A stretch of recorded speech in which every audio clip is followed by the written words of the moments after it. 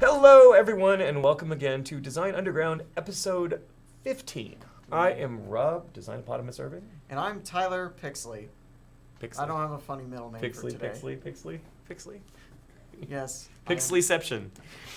So we are back to talk to you about ship stats yet again, because we talked about them once before with very general, broad categories. Now we're going to talk a little about the numbers we came up with, the system you implemented, and how it's all going to work for you. So let's start with, remember a while back when we showed you this one little chart of ship stats? This. How we broke it all down into categories. Each ship was balanced based on what it's good at, what it's not so good at. Well, what we did with those numbers is we took them and we broke them down into this. And this is a very, very large and impressive spreadsheet. What we did is we got our numbers where we felt they were correct for the torch. Mm-hmm.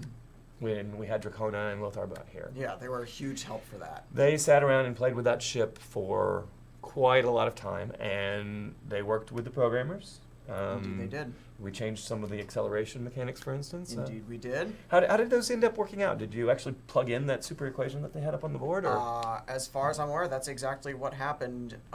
There have been a couple of slight tweaks since then because we switched to a force-based over velocity-based system just to make it feel better with the physics system. But otherwise, it's like that formula that they came up with is completely intact. Well, let's explain to the people who may be unfamiliar. What is the difference between a velocity-based and force-based system? So this seems like an interesting topic. Okay, so when you have movement, when you program movement in a game, the easiest thing to do would be to just set velocity. Like, I want my velocity to be this now. I hit this key, I go this fast. Yeah. So in the beginning, before we had nice acceleration curves and all that, when you would hit forward, the ship would immediately start going that velocity, which is really jerky and really bad and not at all pleasant.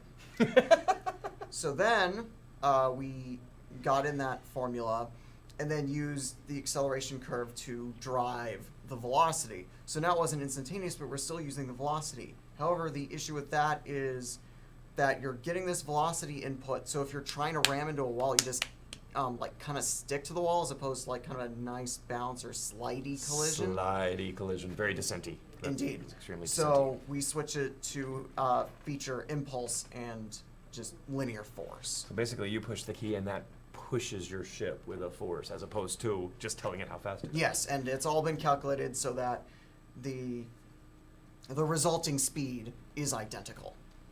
Cool. That's pretty awesome. You guys are super smart. So what we did with those numbers is they gave us numbers that we liked as far as this feels like a good descent ship. We took those numbers, we went back to the spreadsheet, plugged in for the torch the actual values that they had gotten for us, and then we reverse engineered it so that we started with a base value, so that now there's a default for every single one of the values that you can do. And you'll notice that each type of category is broken down into multiple stats. So, you have the guns, the number of guns is a stat for attack on your ship. And it turns out that only the Typhoon cares about that number. But, it's important because its point balance is based on that.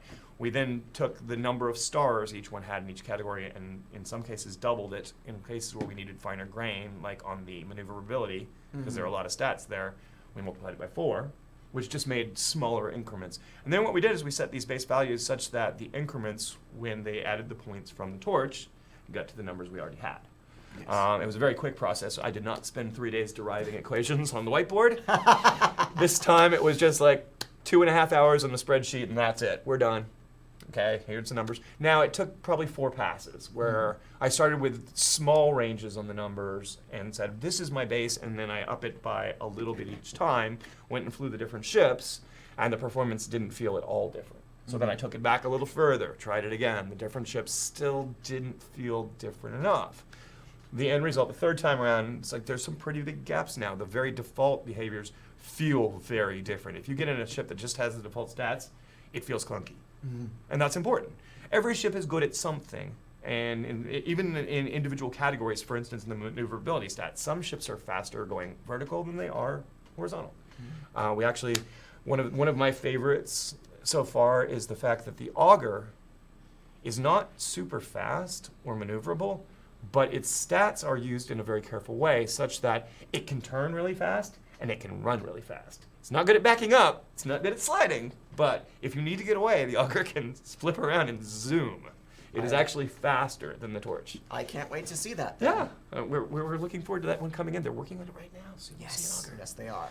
So, then we took all these numbers, which are basically just a base number with numbers piled on top of it, and we plugged in the system into the game. Yes. Tell them a little about how that works. So, basically, the base ship class has a big old list of numbers that people like Rob can plug in those numbers and say, okay, this is the value I want for this ship. So, the Torch, the Typhoon, the Panzer, the Wasp, they all have different values for these variables that they all get from base ship. So all the logic for it's in base ship, it's just Rob just tweaks the numbers. And so... A very long list of numbers. Yeah, it's a very long list of numbers that is awfully organized because Unreal Engine is dumb sometimes. I'm sorry, Rob. I'm really sorry. It's true. Yeah. Sometimes it is not as smart as we would like it to be. Indeed. But the end result is that these numbers, essentially all these ship stats work just like everything else in the power-up system in that you can just stack more numbers in real time on top of something to change it. Absolutely. So if we decided to put in a power-up that made you go faster for a little while or made you slide better for a little while, easy to do. Yep, that was just drop right the on stats top. in there. Yep. Put a timer on it, say, okay, for 20 seconds you are super slidey. Yep. I'm not sure how that would feel, but it might be cool to play with. Yeah, that would be very interesting. I'm still waiting for the rotation buff for the Typhoon. It already rotates faster than any other ship, by the way. But it can rotate faster. More rotating. I'm not sure what that would do for you exactly. Okay, so let's let them see a little bit how this feels. I know that last week when we did our little map tour I did one with Josh. We talked a little about the ships, but what ship are you in right now? So I'm currently in the Wasp.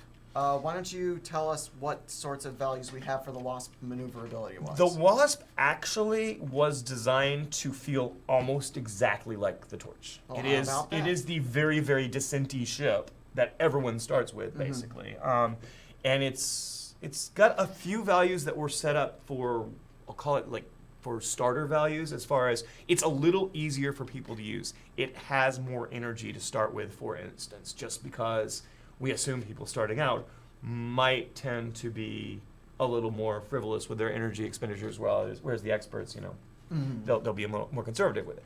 It's the second best ship at mining, of all things. So you can zip through the map and break blocks like that with the Wasp.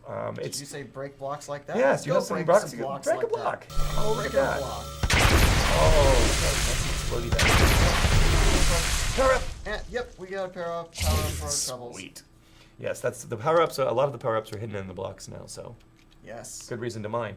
So the Wasp is built to learn all the different aspects of the game, to fly like a descent ship would feel, and so it's a way to get into the game and for people who are new to it and experience all of it. It's a little bit slower than the Torch, or the Torch. Yes, I did say Torch. In reverse. Same speed forward. I think it's a little less slidey. I can look at this. Huh. Yeah. Wouldn't that be useful?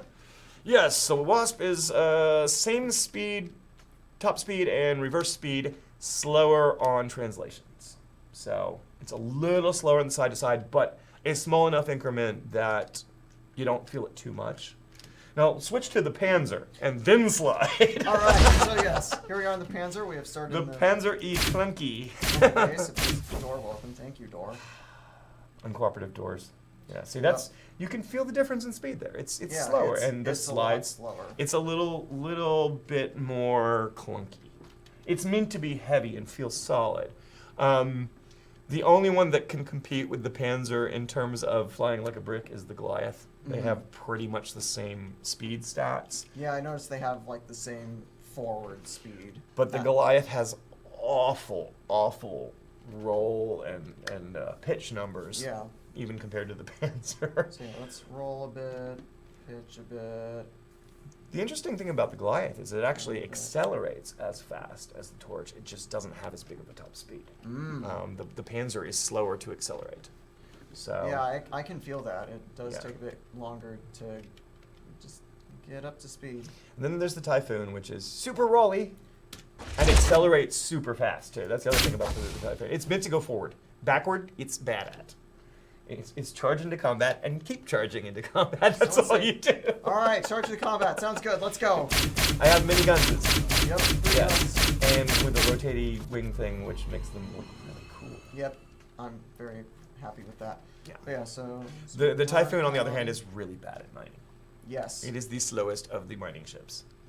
Now, right now, it doesn't even have a mining laser, so it's really slow. It is infinitely slow at mining. It has the spinny wings, and we have not implemented the tool switching yet, so Yeah. it does not yet have anything else. Mine. This is a poor tactic choice for I can see mining. the shield orb in the back there. Hey, there's not a shield orb back there. Yeah, there is. There is? Yeah. See? Weird. Yeah. It's in the same tunnel as that laser grid. Oh, that tunnel, right. Yeah. Okay. I thought you were in the main room. No. Well, I was next to the main room. Yeah, no, there's no shield orb. So that pretty much, that's what we've done with our ship stats. We now actually are using real numbers for our ships based on real numbers derived by our excellent advisory board members, Dracona and Lothar Butt. Indeed. They have made huge amounts of progress for us by being here and helping us get it feeling right. That let us get the rest of the way down the road with each of the ships, and we should be able to compare them against one another and feel them and see how players feel about it as they play the game. Yes. It's a great, robust system. We can do all kinds of things to play with it in the long run because you did a good job of lending it. And, well, I'm sure we'll be seeing these on the internet very soon because that's how this works. Yep, you scrolled all the way down. There are screen caps already. Yep, screen caps have happened. And since it's not an official posting by us, they're all lies. Why are numbers always lies with you? Because here's the thing about any system like this. The numbers are final exactly never. They will be changed eternally. I know. I play World of Warcraft. I know that the numbers always change. Yeah, the numbers always change. It's just you adapt to what players do with them. Yep. Even if you liked them when you started out. It's like, hey, these feel great to me. We'll have to see what the players do with them. Indeed. So thanks for hanging out one more time on Design Underground. I'm Rob Irving. I'm Tyler Pixley. See you next time. Bye.